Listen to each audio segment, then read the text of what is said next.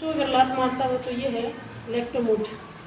ये है इसी कंपनी में, ये अलग होगी भाई, ये कि ये होती है, इसका प्रभाव ज़्यादा है। इसका चौड़ा मुँह है जैसे, और ये खुलने पर भिड़ा। इसमें से जैसे 20 एक बूंद है, रोटी पर डाल दो या चाट में डाल दो।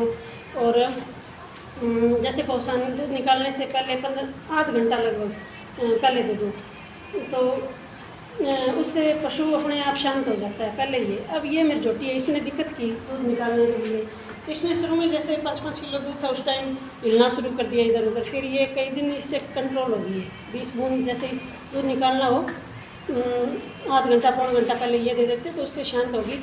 इसने 2 महीना आराम से दूध दिया।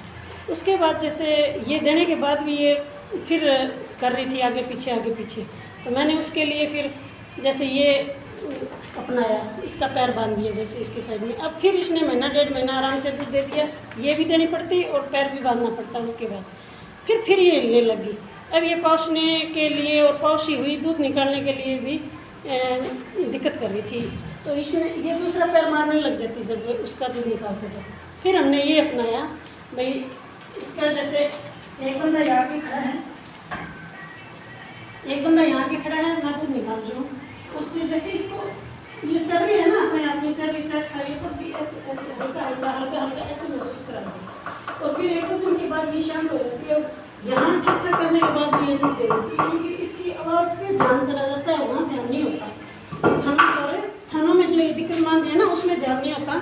इसके जो सींगों पर टक टक टक टक की आवाज़ आ रही है, उसमें ध्यान चला जाता है और आराम से दूध निकलवा लेती है।